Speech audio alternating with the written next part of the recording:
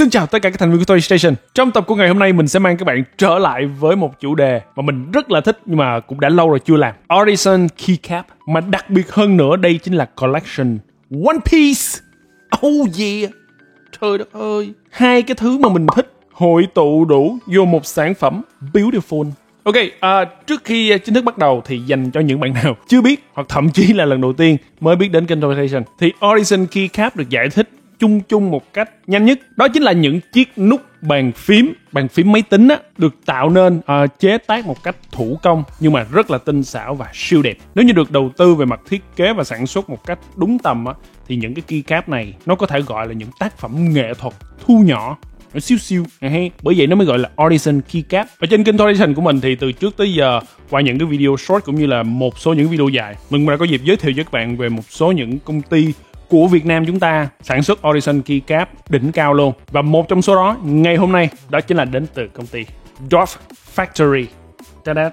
Xưởng sản xuất của những chú lùn nghệ nhân ha. Dịch nghĩa đen nó vậy. Thực ra trước đây mình đã làm một video giới thiệu về cái chủ đề Artisan Keycap này nói chung, rồi cái thể loại bàn phím cơ, ý là cái bàn phím đánh nó sẽ nghe đã tai, rồi những cái nút của bàn phím nó sẽ có thể gỡ ra như vậy với những cái switch ở bên dưới xịn sò các thứ, kiểu cũng có thể gọi là một cái video nhập môn về cái bộ môn này. Đấy, cho nên nếu như bạn nào muốn tìm hiểu sâu hơn về những cái định nghĩa các thứ thì có thể xem lại cái video đó ha. Cái thumbnail nó sẽ trông như vậy. Còn trong tập của ngày hôm nay chúng ta sẽ cùng khám phá bộ sưu tập Keycap đến từ Dwarf Factory, chủ đề One Piece. Let's go. Trước tiên cho các bạn xem packaging của một cái hộp lẻ. Đấy.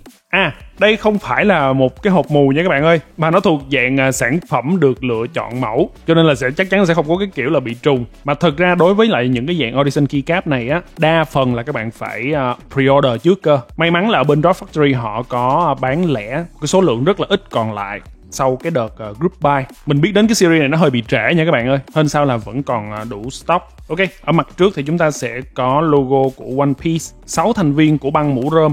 Chưa đủ full băng nha các bạn. Đây là cái series 1, cái batch đầu tiên của chủ đề One Piece. Series 2 thì cũng sẽ sắp được ra mắt rồi, hình như là ở tháng 12. Mình cũng đã có pre-order rồi. Ok, bên hông chúng ta có logo của Chopper ha, fan One Piece nhìn vô biết luôn. Mặt sau này có logo của Toei Animation, công ty sản xuất anime cho One Piece. Rồi bản quyền từ chính tác giả Oda, licensed by Tiger. Đây là một sản phẩm mà Dwarf Factory đã phải kết hợp và xin phép bản quyền một cách chính thức nha các bạn. Nó cũng giống như là series Pokemon mà lần trước họ đã hợp tác á. Rồi, inside the box, đây là những thứ chúng ta sẽ coi nhận được ở bên trong. Quality control, bla bla bla. Mọi thứ đều có ha. Chất lượng stem rồi bề mặt gì cũng ok hết, chỉ có trừ là không có nhiễm phóng xạ với lại không có X-ray. Bên đây hình artwork 2D của Chopper. Alright, let's go. Bây giờ sẽ mở ra như vậy nha các bạn.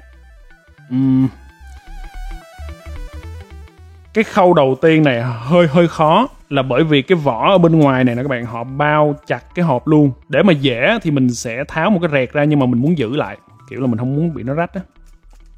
Coi nào. Finally. Yes. Trời ơi. Giữ được cái vỏ này bên ngoài thành công các bạn ơi, không cần phải xé nó ra. Ok. Đây, đầu tiên nha, những thứ chúng ta có ở trên. Chúng ta có một cái thẻ cứng đây rất dày luôn. Đó là cái poster truy nã của Chopper, chỉ với 1.000 belly thôi. Đằng sau có hình của tàu Sunny, đằng sau có vân nữa ha. Nói chung là cái thẻ này sưu tập cũng đẹp ấy. Rồi, có gì nữa đây? Một cái sticker của Dwarf Factory, logo. Thêm một cái sticker nữa của nhân vật có hiệu ứng holographic. Và đây, chúng ta có một cái cơ chế unbox mà mình phải gọi là rất thích nha các bạn. Lần trước lúc mà review cái series Pokemon đầu tiên của Dwarf Factory á, cũng lâu rồi, thì mình cũng có một cái feedback nhẹ với Dwarf Factory. Đó là về cái trải nghiệm lúc mà unbox. Thì vô tình lúc đó bên Dwarf Factory cũng share với mình là họ cũng đang nghiên cứu về cái vụ này. Và cho tới ngày hôm nay, lần đầu tiên mình có dịp trải nghiệm lại cái cơ chế này. Đây, ở trên cái hạt bằng giấy này ha, các bạn thấy có hai cái dấu màu đỏ không? Đấy, mình sẽ align với hai cái dấu ở đấy. Và wow.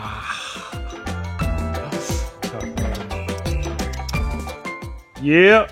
Sản phẩm của chúng ta. Ok, từ từ. Mình sẽ tạm để cái này đây luôn. Bởi vì bên trong này ha, có đồ nha.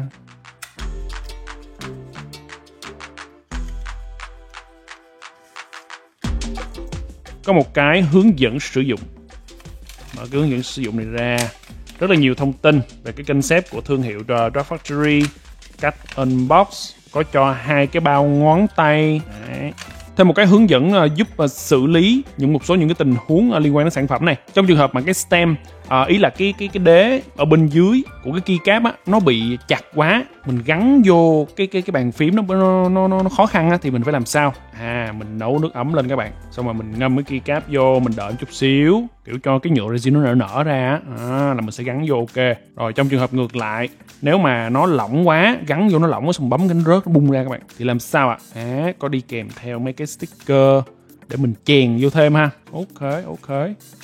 Đây, có cái sticker này, mình sẽ chèn vô cái đầu của cái switch. Rồi, còn đây là cái cái bàn ngón tay các bạn ơi.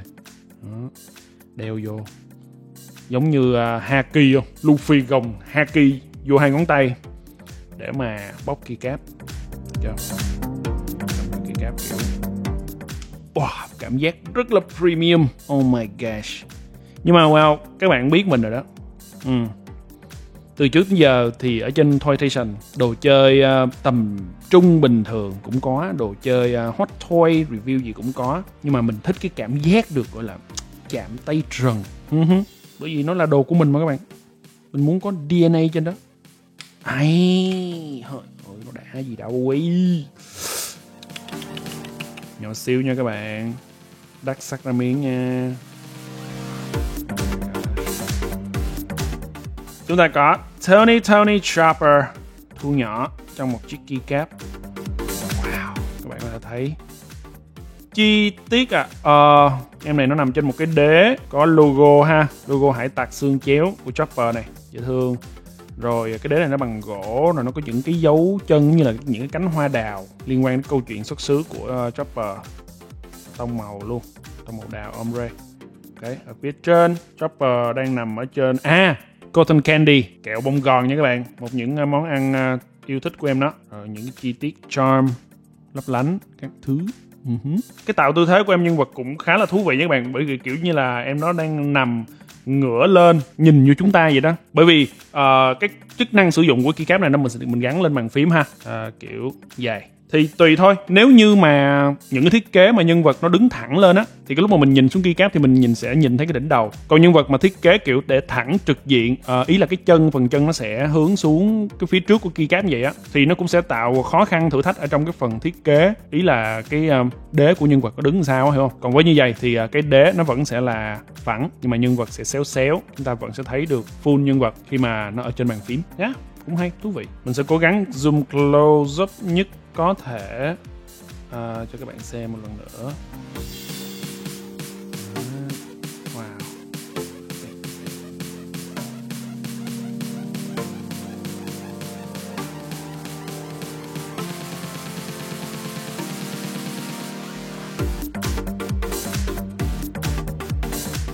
Cái nút này thì nó ở dạng high profile ha, có nghĩa là nó cao lên vậy nè. Tất nhiên chút nữa cho mình cũng sẽ test em này nó ở trên bàn phím luôn, và mình thực sự là dự định sẽ gắn em nó lên bàn phím để mà mình sử dụng luôn các bạn. Mình không biết những người khác sẽ chơi cái thú vui này như thế nào, nhưng mà bản thân mình á thì không những là mình thích những cái sản phẩm này nó dưới dạng là art toy, mà mình còn muốn sử dụng luôn cả cái công năng chính mà nó được sinh ra nữa, đó là một chiếc keycap bàn phím sử dụng.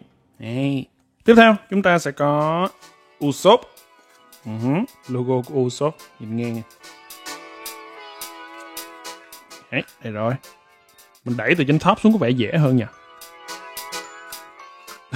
Cái thẻ truy nã là God Usopp, thánh ăn mây Usopp. Cái này ở trong Retrosa. Đấy, tương tự như vậy. Chúng ta có một cái thẻ wanted, logo và một cái sticker. Rồi, vô việc. Ủa, cái hộp này nó dở không lên các bạn ơi. Sao nó bị chặt quá hả? Từ nào. Ok. Ở bên dưới nó có 500 nữa à. Từ hold on. Từ nha. Ê, chỗ này nó cũng có 500 nữa này.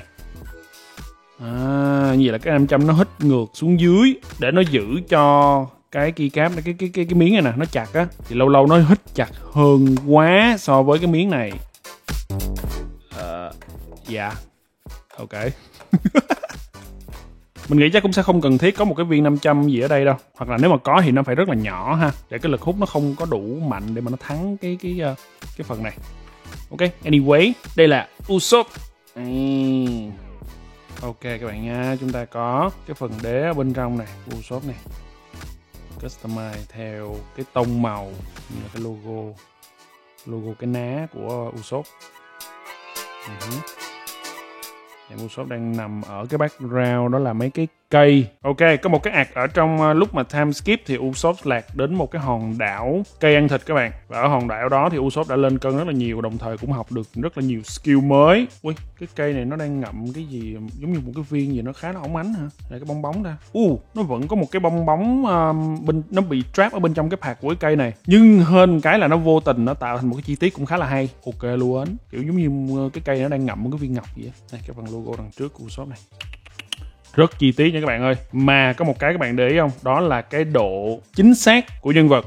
Cái biểu cảm nữa. Nhìn nó không có bị dại nha. Đúng là một sản phẩm xin được bản quyền chính hãng và được kiểm duyệt rất gắt gao. Vì chứ bản quyền của mấy cái thương hiệu bên Nhật các bạn, họ rất gắt về cái vụ hình ảnh chính xác, đồng nhất này nọ nha các bạn. Quá xá là đẹp. Đấy. Cái này là Usopp. Cơ mà khi mà có cái 500 ở bên dưới á, thì khi mà mình để gì mình chưng lên nó cũng an tâm các bạn, nó không có bị đổ. Tiếp theo chúng ta sẽ có Sanji, anh chàng đầu bếp tài ba, nấu ăn giỏi, siêu mê gái. Oh my gosh. Dolph đã chọn cái tấm Wanted này của Sanji, Vinsmoke Sanji. Bạn nào có coi anime á thì cũng biết trớ trêu một cái đó là cái hình này nó còn không phải là Sanji thật cơ, mà là của một tên du đảng mặt bị đấm sưng nhìn giống như Sanji. Jeez. Đấy, đây là sticker chibi của em. So cute.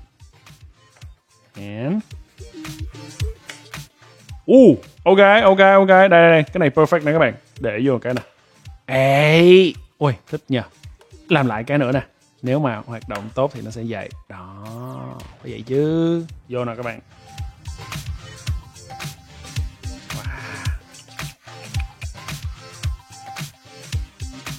Không biết diễn tả gì hơn nữa.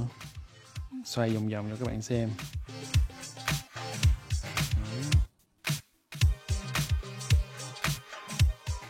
Thích thật sự các bạn ơi. Không biết là trên màn hình các bạn có thấy được không? Mấy cái hiệu ứng lửa này nè, nó trong suốt nha. Có vẻ như là nó sẽ xuyên sáng ấy. Cái đèn led ở dưới bàn phím nó rọi lên. Chút nữa cũng sẽ test luôn một cái hiệu ứng xuyên sáng của mấy cái nút này luôn nha các bạn. Đó, để mình coi thử coi. Yes. Test nhanh một xíu nha các bạn. Wow, ok. Hiệu ứng xuyên sáng ok đấy, được đấy nhá. Trời ơi, cái này tắt đèn bật led lên là đẹp lung linh luôn các bạn ơi. Bởi vì cái phần đáy ở bên dưới này là bên trong này các bạn thấy không? Nó là nhựa trong suốt, tha hồ, xuyên sáng luôn. Tiếp theo, phát này mũ rơm. Yeah, Luffy. Thôi Luffy để cuối đi, thuyền trưởng vô để cuối. Cái này là Nami nè. Hey, Nami cái mặt chibi nhìn dễ thương quá. Ok. Thú thật với các bạn, mình là fan cứng của One Piece nha, nhưng mà đây là lần đầu tiên mình thấy cái logo hải tặc của Nami á. Thiệt, trước giờ xem mình cũng không để ý nhiều cái phần của Nami. Rồi nhá.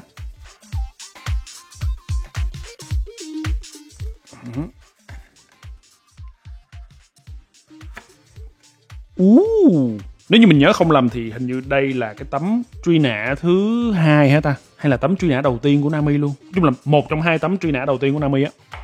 Dạ, sticker. Yeah. Wow. Đẹp quá. Chúng ta có một cái tông màu cam và với lại những cái hiệu ứng sét vàng nha các bạn. Logo những trái quýt nè, tangerine ấy.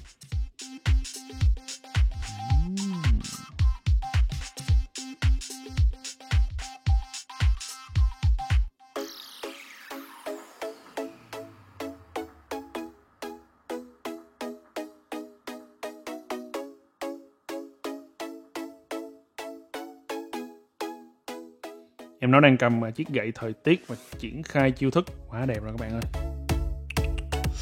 bên dưới ha. Cái này sẽ ánh cam á. Yeah.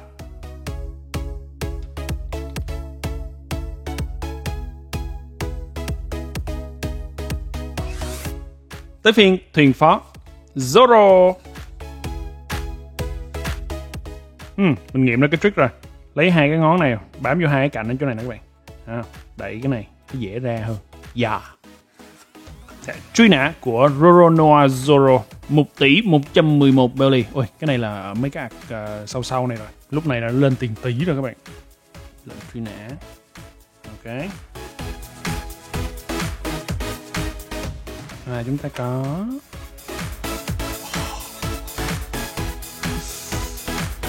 Zoro đây rồi.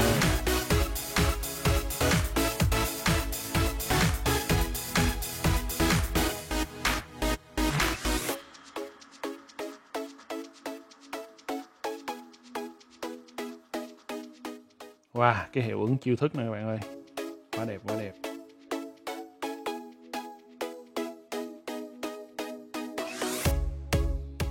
Chi tiết tới từng cái vết sẹo ở bên mắt trái của Zoro nhé. Các bạn nhìn thấy đây Zoro đang có tới 4 thanh kiếm không? Không phải đâu, tại nó bị khúc xạ ngay chỗ cái góc nè. Đó.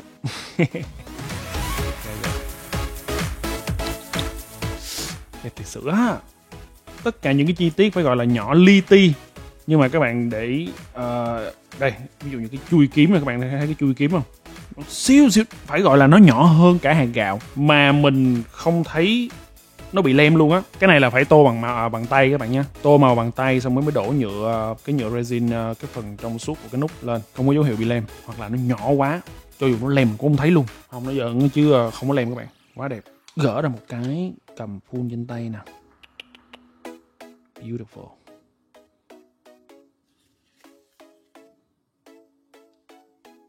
Key cap cuối cùng của tập ngày hôm nay chúng ta có của thuyền trưởng băng mũ rơm Monkey D. Luffy. Yeah. Của Luffy ra rất mượt. Wow, thẻ truy nã Luffy Gear 5 luôn à. Alright. Nhưng mà cái key cap bên trong vẫn là phiên bản Luffy mũ rơm bình thường nha các bạn.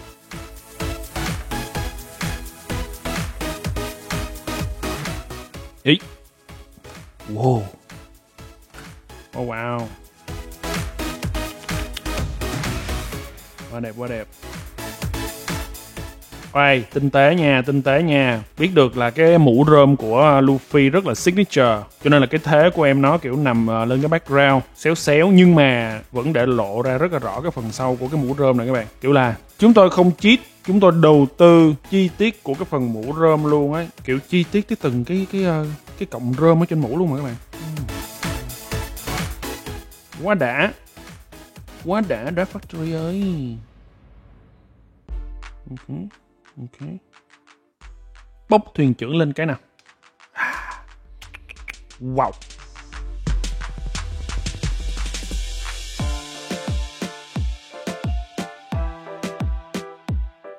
Ok các bạn, và bây giờ đến tiết mục điền vào chỗ trống. Từ trước tới giờ có một cái khu vực mà mình đã cố tình để dành cho một cái series keycap nào đó mà nó đi theo series ha, kiểu để chung một chỗ. Thì ngày hôm nay mình nghĩ là cái series này nó quá xứng đáng cho vô cái vị trí của cái lô đất đó rồi các bạn. Lô đất gọi là mình thích nhất và cũng sẽ xài nhiều tương đối trên cái bàn phím của mình. Đó chính là chỗ này. Ok chưa? Ngay chỗ cái phần numpad.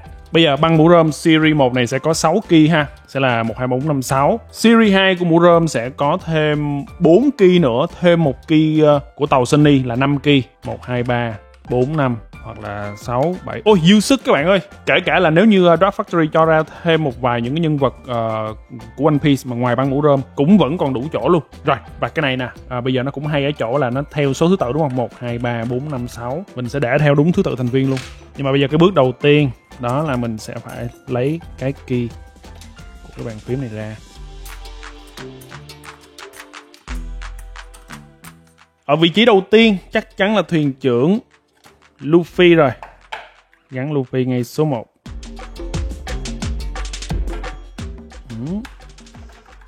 Tiếp theo, thuyền phó Zoro. Số 3, Nami. theo, vị trí thứ 4 chúng ta sẽ có Usopp.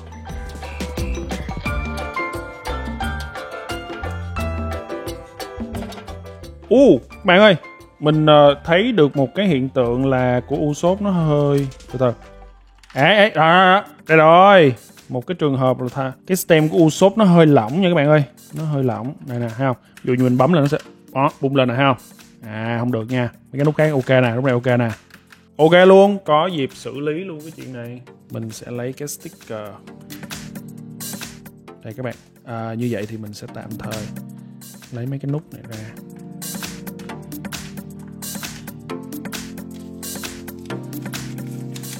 Đọc kỹ hướng dẫn lại nào. Đây ha.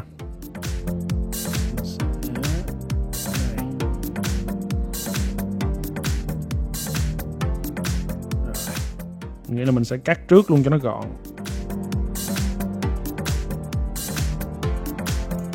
Ok. Mình gắn stem Usopp vô.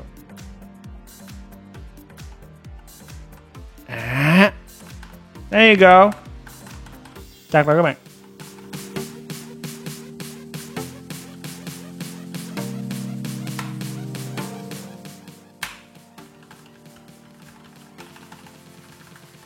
Đó là trường hợp mà cái keycap nó bị lỏng các bạn. Hy vọng là không có gặp trường hợp nó bị chật ha. Nó hơi phức tạp hơn xíu. Nước ấm này nọ đồ. Tiếp đến ta sẽ có Sanji.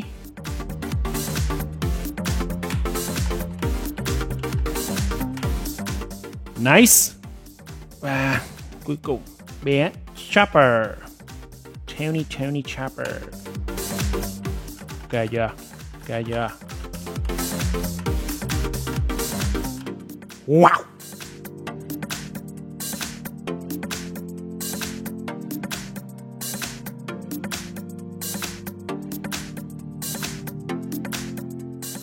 Ok các bạn nha, và đây là hiệu ứng khi lên đèn led trên bàn phím. Wow. Nó hơi bị out focus, các bạn thông cảm. Oh my god, từ từ. Mình thử một vài những hiệu ứng nữa nha. Đây, cái này là liên tục đổi những cái tông màu khác nhau.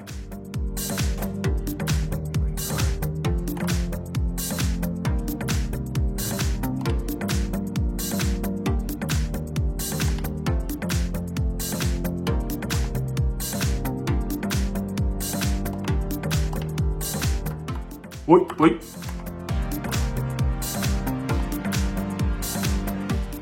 Có vẻ như em lung linh nhất là em Chopper. Mình cảm thấy là như vậy.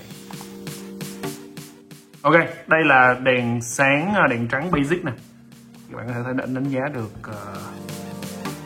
rõ nhất. Em Chopper ok nhất nè.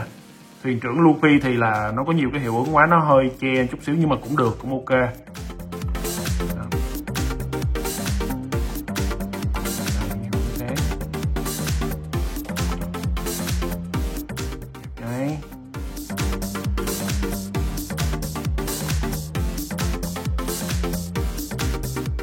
Beautiful.